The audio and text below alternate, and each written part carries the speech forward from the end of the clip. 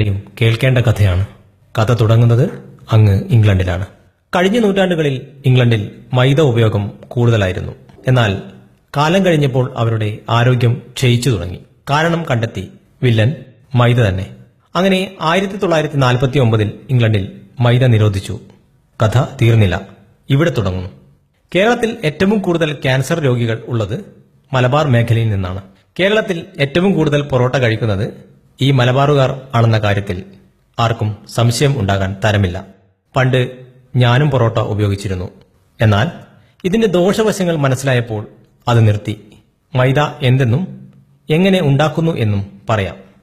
ഗോതമ്പിൽ പ്രധാനമായും 3 ഘടകങ്ങളുണ്ട്: ജം, തവിട്, എൻഡോസ്പേം. ഗോതമ്പിൽ നിന്ന് എൻഡോസ്പേം നീക്കം ചെയ്യുന്നു. ഈ എൻഡോസ്പേം സൂക്ഷ്മമായി പൊടിച്ചാണ് മൈദ ഉണ്ടാക്കുന്നത്. ഇങ്ങനെ പൊടിച്ച മൈദക്ക് മഞ്ഞ നിറമാണ്.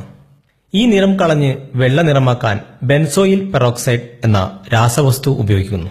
ഈ ബെൻസോയിൽ പെറോക്സൈഡ് ചൈനയിലും ഇംഗ്ലണ്ടിലും യൂറോപ്പിലും നിരോധിച്ച രാസവസ്തുവാണ്. മൈദ വളരെ മൃദുവാണ്. അതിനായി അലോക്സിൻ എന്ന രാസവസ്തു ഉപയോഗിക്കുന്നു. ഈ അലോക്സിൻ എലികളിലും ഗിനിപ്പന്നികളിലും ഉപയോഗിച്ചപ്പോൾ അവയുടെ പാൻക്രിയാസിലെ ബീറ്റാ കോശങ്ങൾ നശിച്ച് ഇൻസുലിന്റെ അളവ് കുറച്ച് പ്രമേഹം ഉണ്ടാകുന്നതായി കണ്ടെത്തി. ഈ പൊറോട്ട കഴിച്ചാൽ വിശപ്പ് ഉണ്ടാകില്ല അല്ലേ? എന്താകും കാരണം? ദഹിക്കില്ല. അതുതന്നെ നമ്മുടെ ദഹന വ്യവസ്ഥയ്ക്ക് നമ്മൾ തന്നെ നൽകുന്ന 8ന്റെ പണിയാണ്.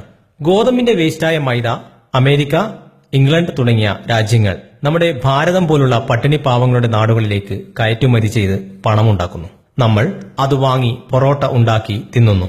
പലരും ഇതൊന്നും സമ്മതിക്കില്ല. അവരോട് എനിക്ക് ഒന്നും പറയാനുമില്ല. എന്റെ പ്രിയ കൂട്ടുകാർ ആരും മൈദ പശ ഉണ്ടാക്കാൻ അല്ലാതെ ഭക്ഷ്യവസ്തുക്കൾ ഉണ്ടാക്കാൻ ഉപയോഗിക്കരുത്.